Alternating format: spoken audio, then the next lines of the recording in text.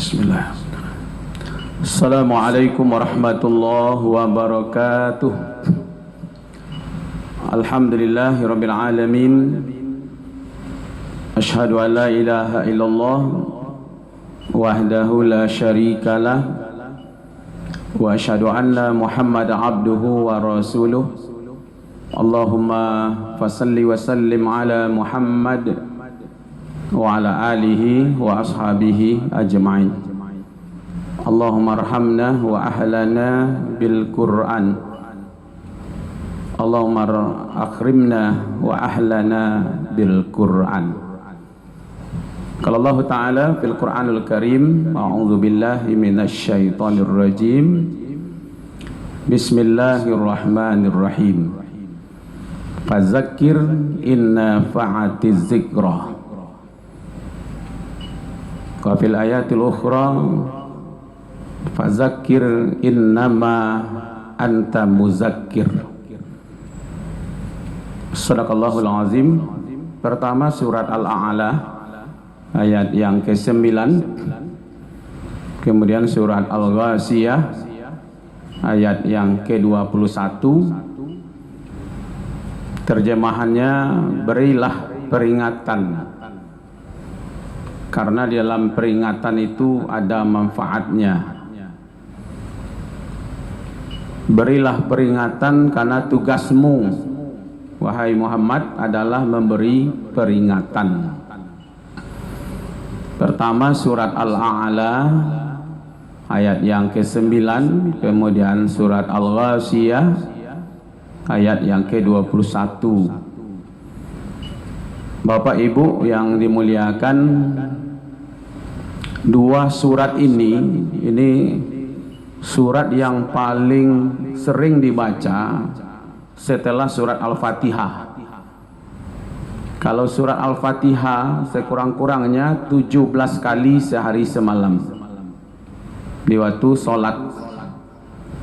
Kalau surat Al-A'la dengan surat Al-Ghashiyah, Al-A'la itu yang dimulai dengan kalimat Sabbihisma rabbikal a'la. Ya, kemudian surat Al-Ghashiyah, hal ataka hadisul ghashiyah. Ini dua surat ini dia berdekatan.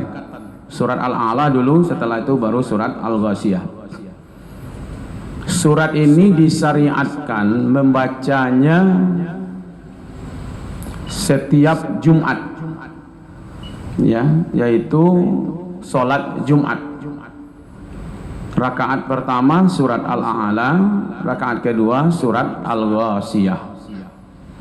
Berarti setiap Jumat. Yang kedua, disyariatkan membacanya di sholat hari raya Idul Fitri dan Idul Adha. Jadi pada rakaat pertama surat Al-A'la, rakaat kedua surat Al-Ghashiyah. Ya. Pernah satu kejadian Bapak Ibu-ibu, hari raya bertepatan dengan hari Jumat. Jadi pada hari rayanya Nabi membaca surat Al-A'la pada rakaat yang pertama, kemudian rakaat yang keduanya surat Al-Ghashiyah. Nanti sholat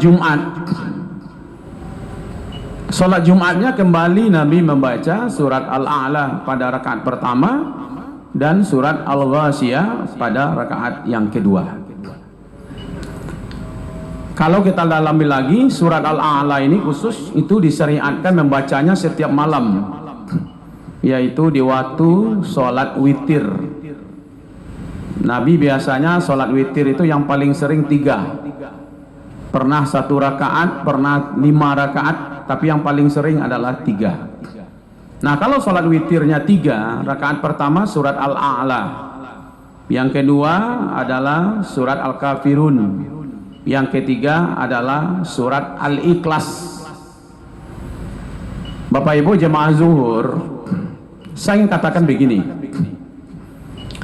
surat Al-A'la dengan surat Al-Ghashiyah ini itu dibaca di hari Jumat, sholat Jumat. dibaca di waktu sholat Idul Fitri, Idul Adha. Pertama catatannya adalah sholat yang paling ramai dilaksanakan kapan Pak? Jumat satu, Idul Fitri, Idul Adha satu. Berarti surat ini disampaikan oleh Rasul setiap Jumat kepada umat di tempat sholat yang paling ramai, ya kan? Jadi surat Al-A'la, surat Al-Ghasyiyah itu. Jadi dakwah ini begini Pak, kita mengira yang nasihat-sehat Jumat itu kan khutbah Jumat, iya kan? Padahal ayat yang disampaikan kan sholat Jumat itu sir apa jahar? Jahar kan? Berarti ayat itu didengar oleh umat kan? Sabbihisma rabbikal a'la alladzi khalaqa fasawwa. Itu kan didengar oleh umat itu. Seramai itu orang mendengar. Ini nasihat Pak. Nah, satu yang ada dalam kedua-dua surat itu, pertama, fazakir inna fa'atiz zikrah. Yang kedua, fazakir innama anta muzakir. Dalam surat Al-A'la, fazakir innama anta muzakir. Dalam surat Al-Ghasyiyah, inna fa'atiz zikrah. Itu dalam surat Al-A'la. Berilah peringatan, karena dalam peringatan itu ada manfaatnya. Setiap Jumat Nabi berpesan dalam surat Al-A'la, dalam surat Al-Ghasyiyah, beri peringatan, karena tugasmu memberi peringatan. Saya ingin sederhanakan sedikit bahasa beri peringatan itu dengan bercerita. Jadi bapak-bapak, ibu-ibu, berceritalah. Kadang-kadang urusan dunia kita ringan bercerita,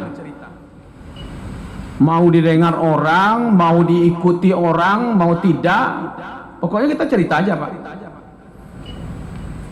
Saya tadi pagi berangkat ke Solo, pergi mandi air panas supaya sehat.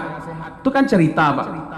Soalnya Bapak besok mau pergi pula mandi atau tidak, mau mendengarkan atau tidak, itu bagi saya tidak ada masalah. Yang penting saya bercerita. Satu saat nanti Bapak lewat di Solo, ya kan, ambo cerita, aduh manfaatnya raso badan taraso segar, gitu kan? Ternyata bisa mengurangi asam urat, gula darah. Suatu saat nanti Bapak pergi pula ke Solo, awak Cibolo lah mandi. Dari mana munculnya? Dari cerita. Atau Bapak mau cerita kalau pergi ke pesisir Ustaz, ya kan, tadaga makan kapal ikan singgahlah dibungui umpamanya. Itu kan cerita Pak. Ada salahnya enggak? Mau orang ikut enggak ada masalah. Mau mungkin besok dia ke Bungus atau enggak pernah ke Bungus, atau mungkin 1 tahun lagi dia jalan-jalan ke pesisir, tinggal dia kece Ustaz tuh dulu ada makanan lama dibungui kapal ikan umpamanya kan. Itu kan cerita Pak. Atau ibu cerita tentang, kalau ini saya kemarin berobat di rumah sakit A umpamanya, ya sebut saja lah, nggak ada masalah. Mungkin Semen Padang, mungkin M Jamil, mungkin Ibnu Sina, mungkin rumah sakit Aisyah, mungkin rumah sakit Hermina. Saya berobat dengan dokter A, pelayanannya bagus, apa salahnya cerita? Saya tanya kepada jemaah, Bapak pernah enggak berobat ke rumah sakit di Malaysia yang terkenal itu? Apa yang terkenal Pak? Rumah sakit di mana? Hah? Di Malaka. Sudah pernah ke situ? Belum. Tapi dapat cerita. Kiranya ada sakit Pak, Pak Cibolo lah gitu.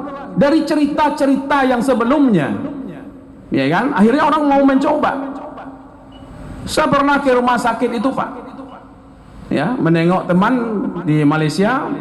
Saya datang ke rumah sakit itu, saya membuktikan cerita-cerita seperti itu. Nah sekarang mari kita bercerita tentang kenikmatan beribadah. Apa cerita? Salah ke anak-anak, Deh, tadi Bapak sholat di Masjid Raya Sumatera Barat, masjidnya lapang, wah, ya kan, sejuk, damai. Cerita saja Pak. Soalnya dia mau datang pula besok, wallahu alam. Ya kan? Saya kemarin sholat di Al-Hakim, saya sholat di Mujahidin, saya pernah sholat pamannya Masjid Taqwa Muhammadiyah, saya pernah sholat di Masjid Rahmatan lil Alamin, saya sholatnya di Masjid Siti Rahmah umpamanya Pak. Aduh, nikmat rasanya. Bapak cerita. Cerita itu yang disebut fadzakir, sampaikan saja. Mungkin, aduh, kemarin saya punya masalah, berat sekali masalah, ya kan? Lalu saya coba sholat tahajud 3 malam, lalu saya menangis, saya coba curhat kepada Allah. Akhirnya, alhamdulillah, beransur-ansur beban itu terasa hilang. Cerita sajalah Bapak, apa yang Bapak rasakan. Mana tahu nanti ada orang yang merasakannya yang sama, lalu mereka juga ingin melakukan itu. Ini yang dikatakan fadzakir inna fa'atiz zikra, yang setiap Jumat Nabi ingatkan dalam ayat itu, berilah peringatan. Kalau bahasa sayanya, berceritalah nikmatnya berzikir. Pak, mohon maaf, orang yang hobi berburu saja Pak, habis waktunya cerita Pak. Ada diceritanya kira-kira? Hah? Orang yang hobi berburu ceritanya kira-kira Pak. Nak kalape pertama anjing, yang kedua babi, dan ketiga sampai berburu. Tapi ceritanya tidak tanggung-tanggung Pak. Ya kan? Kenapa? Mereka merasakan bahagia, nikmat di waktu berburu. Padahal yang dikajanya babi, yang dilapenya anjing. Kira-kira zikirnya apa kira-kira Pak? Hah? Allahu Akbar, kajanya gitu. Tidak yakin betul Pak. Ya kan? Tapi mereka mau cerita, ada lo yang hobi, cibola berburu isok ke situ. Urusan dunia saja ringan orang bercerita. Hobi mancing Pak, dia cerita, wah, abi waktunya. Kenapa kita tidak mau bercerita tentang akhirat? Kita bercerita tentang ibadah, kita bercerita tentang nikmatnya baca Quran, nikmatnya pengajian, nikmatnya sholat berjamaah. Oh, apakah itu tidak riyah tuh Ustaz? Bapak boleh buka surat Wadduha supaya tahu kita. Wadduha wal laili idza saja ma wadda'aka rabbuka wa ma qala. Itu terakhirnya amma bi ni'mati rabbika fahaddis. Dan nikmat dari Tuhanmu maka engkau sebut-sebutlah. Bapak boleh baca ke atasnya. Apa saja nikmat yang ada di situ. Engkau bingung, lalu kami beri hidayah. Engkau yatim, lalu kami urus. Itu nikmatnya. Anak yatim jangan engkau hardik, orang miskin jangan engkau hardik. Itu semuanya. Di hidayah itu adalah nikmat. Kata Allah, adapun nikmat itu engkau sebutlah nikmat itu. Ria atau tidak ria adanya di dalam. Makanya beribadah itu ada sirau wa alaniyah.